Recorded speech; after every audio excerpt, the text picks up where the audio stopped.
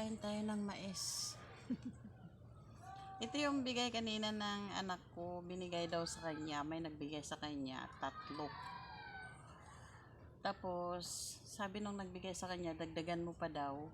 Hindi naman nagdagdag yung anak ko. Ay, naku, sabi ko, sure nga. Dapat ka kung nagdagdag ka. Hindi nagdagan mo. 3 lang kinuha.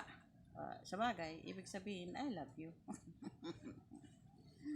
Tapos ito guys, kain tayo. Kain ng mais. Kain ng ano. Kain tayo ng mais.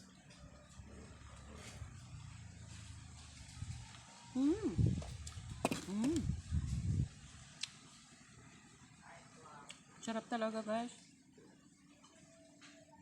Sarap ng bigay, di ba?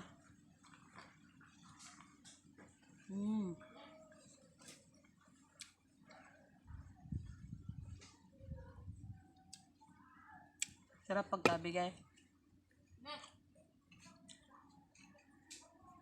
Di ba?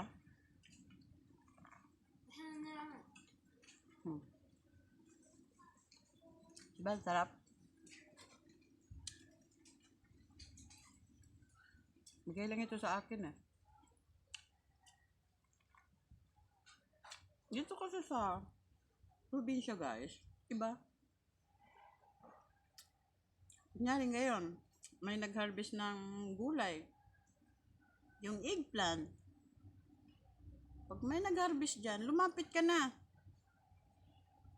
Saka bibigyan ka niyan. Katulad na lang, pag nag-harvest ako ng itong mga saging dito sa gilid ko, pag may naghihingin, binibigyan ko talaga. Ganyan dito sa amin sa probinsya guys, bigayan.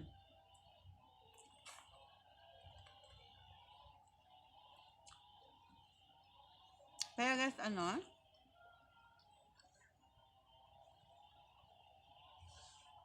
pag may makita ka na nag-harvest ng gulay, kahit na anong gulay, makalabasa, kasi itong pinsan ko rin, meron kasi silang ayun, dati-rati yung saging na lakatan. Ang mahal kaya ng kilo nun. Tapos na pag nag-harvest kasi siya, meron ng mga hinog sa puno. Aba, lola nyo, makakita lang ng may nag-harvest, lalong-lalo na, puro mga hinog sa puno, ay, lalapit ka agad ang lola nyo. Papipiliin ka pa, sasabihin ka pa na, sige te, mamili ka na dyan.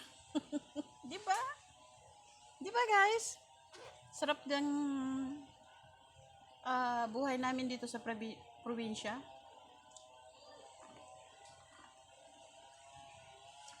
Kumbaga namimigay ng mga gulay, namimigay ng kung ano lang. Halimbawa, wala kang ulam.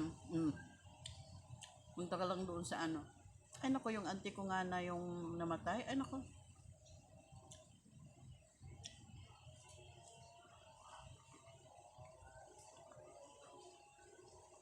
Ano yun? Kung ano makain niya, ibibigay sa akin. Kaya pagka wala akong ulam, pupunta lang ako sa kanya. Pag uwi ko, may ulam na ako, dahil. Guys. Ganyan ang ano dito sa amin. Pagka gusto mong kumbaga, lumapit ka lang para bigyan ka ng gulay na hinaharvest niya. Diba?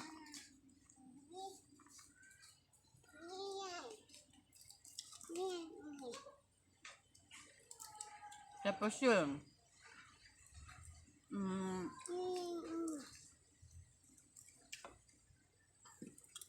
ito kasing ano ko eh. Ito kasing apo ko.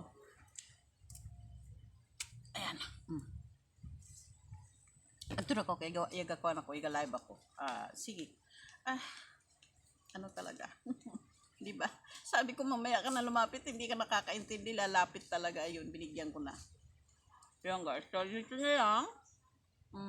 Hanggang dito na lang guys. Bye-bye. I love you.